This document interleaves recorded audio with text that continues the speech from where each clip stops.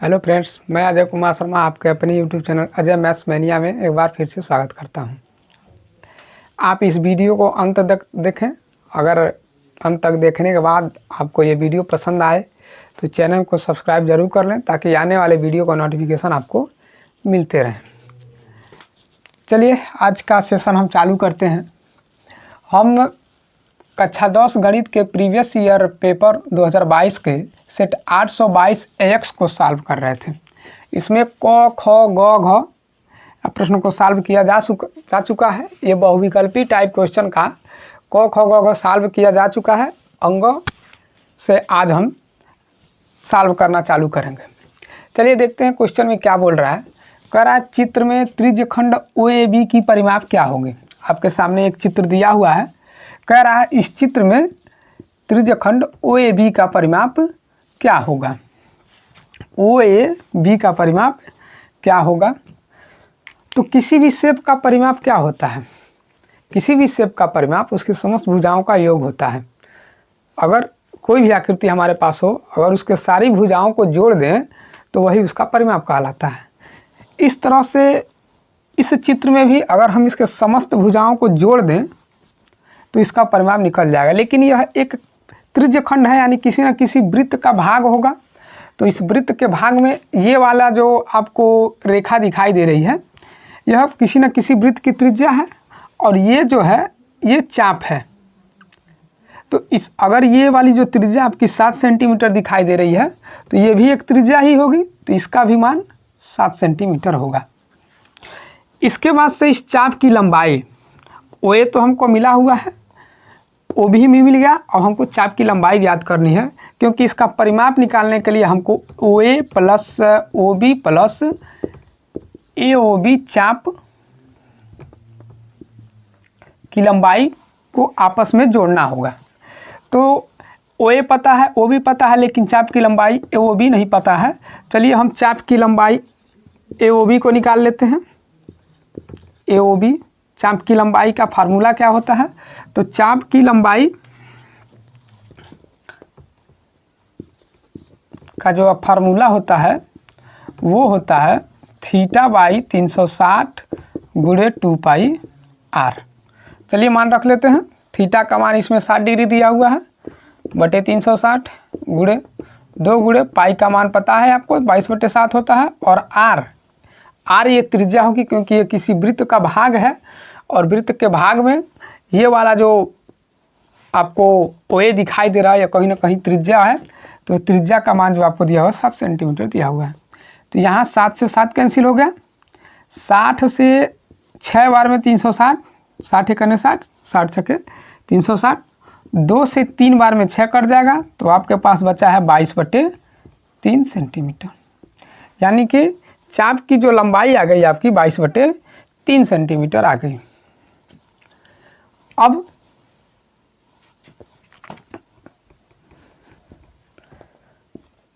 22/3 centimetre. अब हम क्या करते हैं, इसको जोड़ लेते हैं आपस में। इधर लिख लेते हैं, दिखाई नहीं दे रहा है। OA plus OB plus AOB चाप की लंबाई। तो मान रख दीजिए। OA का मान आपका 7 सेंटीमीटर दिया हुआ है, OB का मान भी आपको 7 सेंटीमीटर दिया हुआ है और चाप की लंबाई जो आपको मिली है 22/3 सेंटीमीटर मिली है। जोड़ दिया जाए सबको। 7 और 7 जोड़िएगा तो 14 प्लस 22/3, इसको जोड़िएगा तो 14 या 42 और 42 और 22 आपका 64 होता है। तो 64/3 सेंटीमीटर। इस तरह से इस प्रश्न का जो आंसर होगा 64/3 होगा, जो ऑप्शन नंबर 1 में सही है। हमको इस चित्र में त्रिज्यखंड OAB का परिमाप बताना था कि क्या होगा परिमाप। तो हमने इसका परिमाप निकाल दिया। चलिए इसमें अगर परिमाप दिया हुआ है तो हो सकता है कि आगे आपको इसका क्षेत्रफल भी पूछ ले, त्रिज्यखंड का क्षेत्रफल भी पूछ ले। अगर आपको त्रिज्यखंड का क्षेत्रफल पूछ रहा है तो कुछ नहीं करना है, बस आपको एक फार्मूला लगा देना है त्रिज्यखंड का क्षेत्रफल का। यहाँ मैं लिख देता हूँ। अगर आपको त्रिज्यखंड का क्षेत्रफल पूछे, त्रिज्यखंड का क्षेत्रफल, उस कंडीशन में आपको क्या करना है, थीटा बाई 360 गुणे पाई आर स्क्वायर कर देना है। इस सूत्र का प्रयोग करके आप किसी भी वृत्त के त्रिज्य खंड का क्षेत्रफल बड़ी आसानी से निकाल सकते हैं। क्षेत्रफल क्या होता है? किसी भी आकृति का जो क्षेत्रफल होता है उसके अंदर का भाग होता है, जहाँ पर वो जो भाग इसके परिमाप से घिरा होता है वो क्षेत्रफल कहलाता है। इस तरह से हमने इस क्वेश्चन का आंसर ढूंढ लिया। अगर आपको स्क्रीनशॉट लेना है तो आप ले सकते हैं। चलिए इसके बाद चलते हैं अगले क्वेश्चन पर।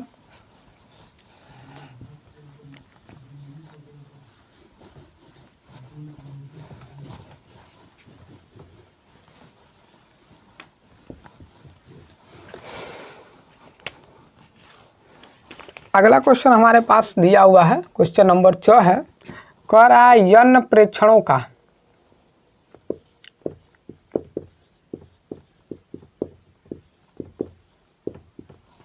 जन्म प्रेक्षणों का माध्य दिया है x है। यदि प्रत्येक परीक्षण में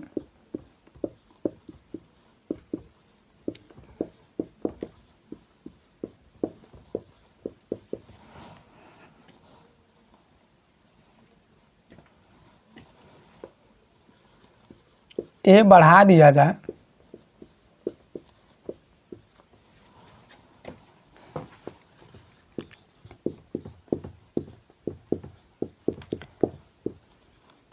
तो नया माध्य क्या होगा?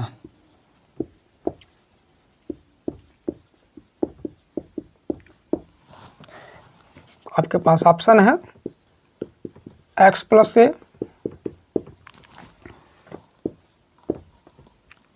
x प्लस ए बाई 2, तीसरा है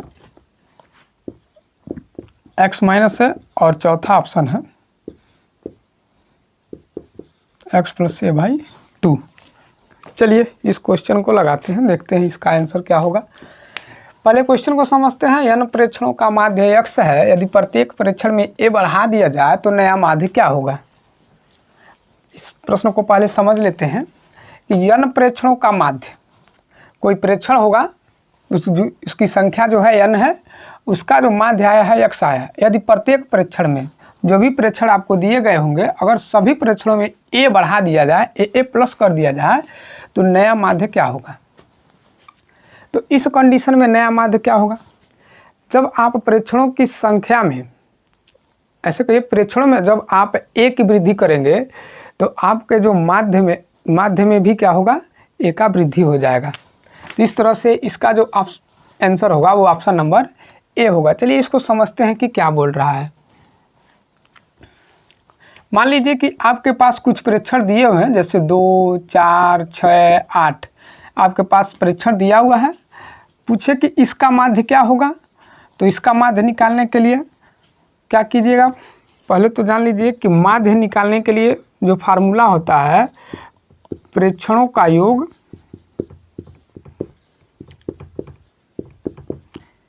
बटे प्रेक्षणों की संख्या होती है।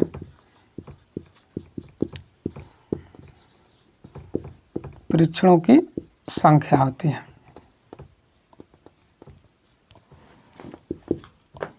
इसको और स्टैंडर्ड ढंग से लिख लीजिए, fx sum of fx sum of n। चलिए इसको 2, 4, 6, 8 दिया हुआ है, इसका हमको माध्य निकालना है। तो माध्य बराबर प्रेक्षणों का योग, प्रेक्षणों का योग कर लीजिए, 2, 4, 6, 8 का योग कर लीजिए। तो 4 धन 6 धन 8 बटे में आ जाएगा 1, 2, 3, 4 प्रेक्षण आपको दिए हुए हैं। 4, 2, 6, 6, 12, 8, 20 बटे 4। इसका जो माध्य निकल के आया वो 20 बटे 4 यानी कि 5। 4 से 5 बार में 20 कट जाएगा, इसका माध्य 5 आया। यदि हम इसके प्रत्येक परीक्षण में 2 जोड़ देते हैं, कुछ भी जोड़िए, जैसे यहाँ पर a जोड़ा गया है, अगर आप इसमें 2 जोड़ रहे हैं, 3 जोड़ रहे हैं, 4 जोड़ रहे हैं, तो आपका जो माध्य हुआ आया है, माध्य यहाँ 5 आया है। जितना आप जोड़ेंगे इसमें उतने की वृद्धि हो जाएगी। तो कैसे हो जाएगी? चलिए हम देखते हैं कि इसमें 2 जोड़ लेते हैं, प्रत्येक परीक्षण में 2 जोड़ लेते हैं। तो अगर आप इसमें 2 जोड़िएगा तो 2 2 4 हो जाएगा, नया परीक्षण आपका बन के आएगा 4 6 8 और 10। 2 जोड़ने के बाद आपके पास जो नया परीक्षण आया है 4 6 8 10, 2 में 2 जोड़ा गया 4, 4 में 2 जोड़ा गया 6, 6 में 2 जोड़ा गया तो 8, 8 में 2 जोड़ा गया तो 10। तो इसका जो माध्य होगा सबको जोड़ लीजिए, 6 4 10 8 18 10 28, 28 नंबर आप परीक्षण तो वही हैं 4 हैं, 4 7 28 आपका आंसर आया 7।